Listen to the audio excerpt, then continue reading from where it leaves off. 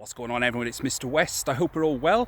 So welcome back to another Mr. West style in-depth camera test. And this time we're in the presence of Android royalty. It's the Galaxy Note 9. This device is stuffed to the gunnels with a huge amount of camera and video features, and it's time to put it to the test and see what it's all about. As with all camera test videos, all of the detailed camera specifications will be left in the description box so you can read those at your own convenience, and I'll just run through some of the more high-level features throughout the video so you can get a better idea of what you've got to play with. So starting off with the front-facing camera then. So this is an 8 megapixel autofocus HDR enabled unit. Records video at up to 1440p resolution. However, at 1440p you do lose electronic image stabilisation. So at the moment we're currently recording in 1080p resolution. As you may be able to tell from the background, we do get electronic image stabilisation. Now, when you're actually recording the video, you cannot see the image stabilisation at work. As with OnePlus handsets, it's all done in software and then processed later on in the background. Now, the one good thing about the electronic image stabilisation is that it's a bit more granular than what you may get with something like a OnePlus 6. OnePlus 6 has got this really smooth, kind of on-rails electronic image stabilisation, where, as you'll probably notice with this, if you just look to the left and right side over my shoulders, you still get a little bit of movement, which I think looks a little bit better. I have said this about the OnePlus handset previously, in that the image stabilisation is a little bit, I think it's a bit over smooth. It does tend to look a bit unrealistic, I find. That's just my personal opinion. I appreciate that may differ to many. So we'll just stop here and first do exposure check. So it was really sunny earlier, and we can see the clouds behind us there. It's keeping a lot of detail actually if we just move it so we can see a bit more of the clouds. And it does a really good job with the exposure. Even if you just move it slightly, the actual compensation for exposure, it's seamless. It's so good. It's very well done. So 1080p with electronic image stabilisation. We'll go for a little gallop and see how it fares. Here we go.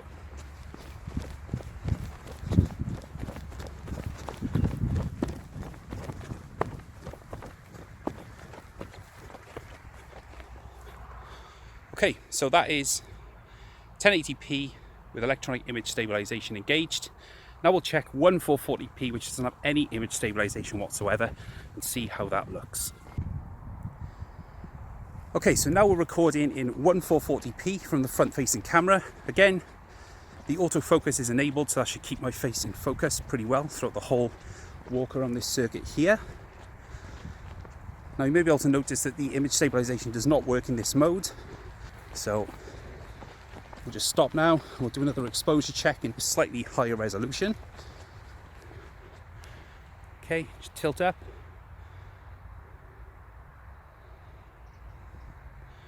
Very impressive. The dynamic range, just looking at the clouds there, I mean, it makes those clouds really pop out of the image. It's really impressive. Very good. Do scenery check. And again, great detail and brilliant exposure as well. When I've tested some other phones and the exposure just goes all over the place when shifting around like this, especially this very bright area of cloud which is right above my head right now. It is really good. So far so good. So we'll continue. Now when you delve into the menus and look at the 1440p option, it does say stabilisation and video effects are disabled in this mode. Maybe it's something they can fix in a future update. However, so it's nice to have this option. Maybe if you're in a more still environment where you don't need to use the stabilisation, then it will be much better. So quick gallop again.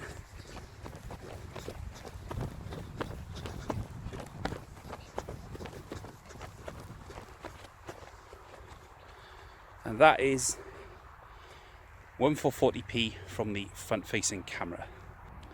So now we're on to the rear-facing cameras. These are the main cameras, and it's a dual camera setup, very much like the Galaxy S9 Plus. So the main lens is a 12 megapixel lens. It has a variable aperture, just like the Galaxy S9 and S9 Plus, which allows it to go down to f1.5 aperture and also up to f2.4. It's got dual pixel phase detection autofocus and is also supported with optical image stabilisation.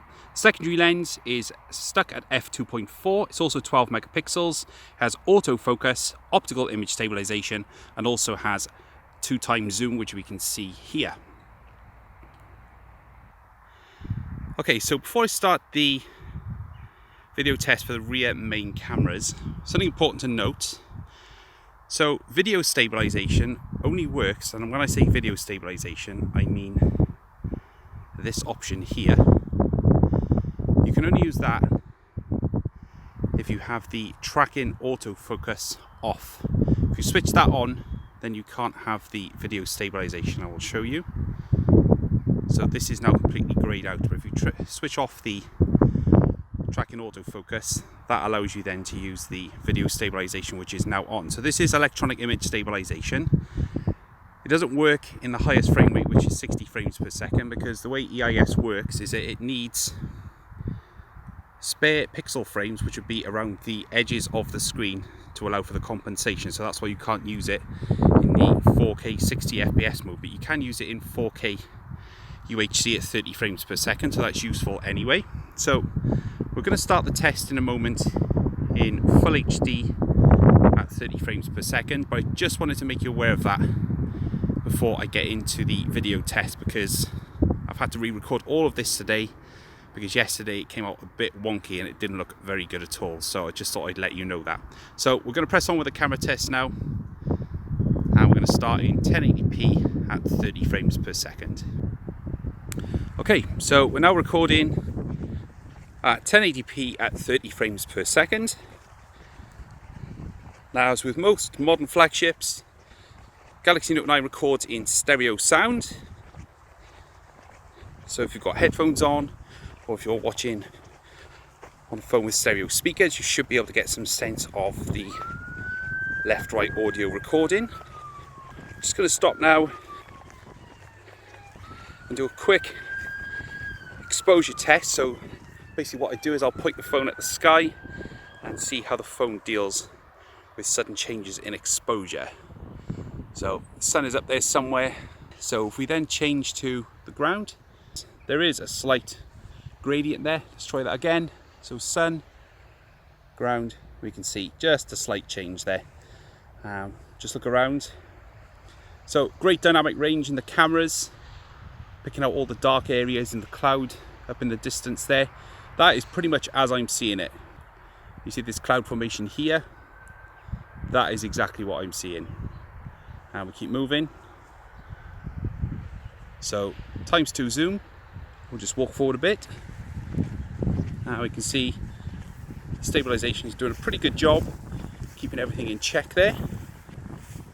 So this bench here, you can see it's been rusted and weathered after years and years of being beaten with awful rain. And that is very colour accurate. The phone is doing a great job of rendering those colours correctly. We'll check the stabilization. 1080p at 30 frames per second.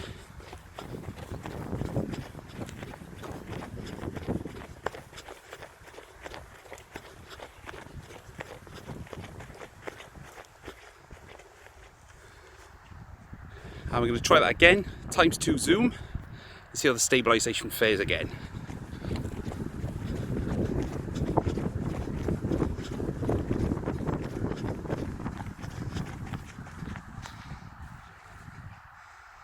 So that is 1080p at 30 frames per second. Okay, so now we're doing 1080p at 60 frames per second.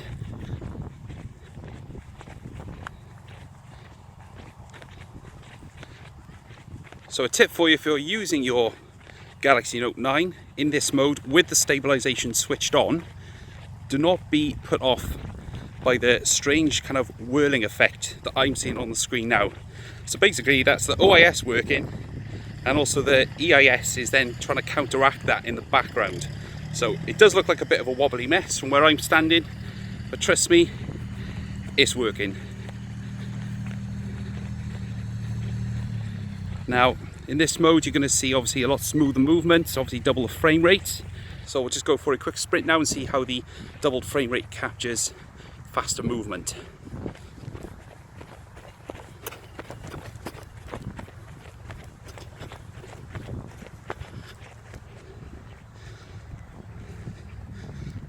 Okay, so we're now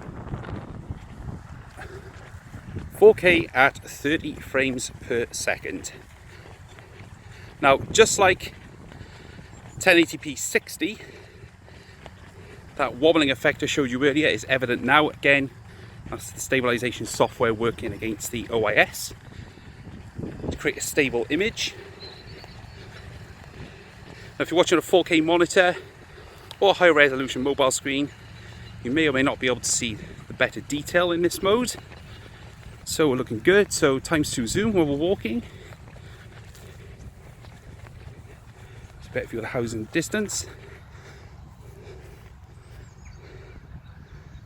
Okay, so now we're in 4K at 60 frames per second. The EIS is greyed out completely in this mode. So this is basically what you see is what you get. Again, smoother movement in this higher resolution. Quick stop.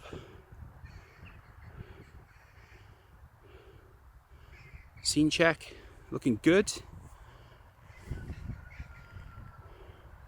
A quick jog now in 4K 60 FPS just to show you the stabilisation in this mode.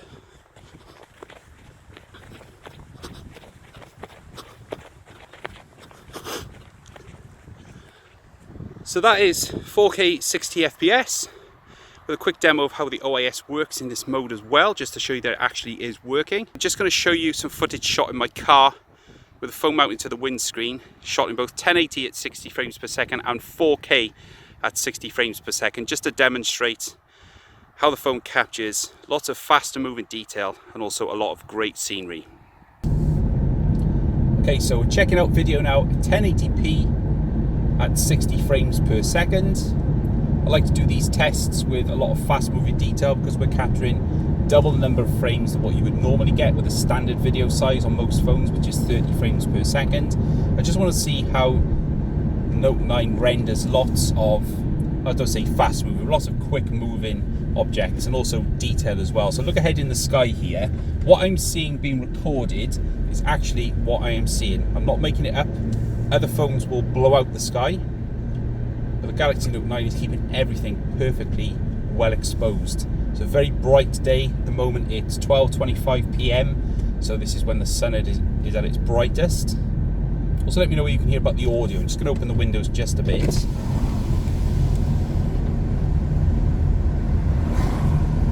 See how the Galaxy Note 9 renders audio as well. Samsung phones always been quite strong in the audio recording department, especially in the top end. Obviously with the stereo mic you might be able to get some sort of directional effect as well. So again, lots of houses here as well, and these overhead power lines. Well, they're telecom lines for people's houses. Again, you let me know in the comments what you think.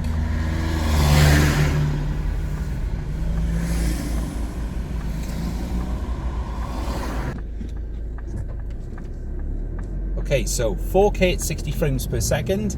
Last part of this test, the wind turbines. This is Chenin Renewables, which is down by the coast, and wow, always something so imposing about seeing these things so close up. And the detail on this camera is absolutely nuts. Great exposure in the sky as well. Just looks so good. Really, really does. Very, very impressive indeed.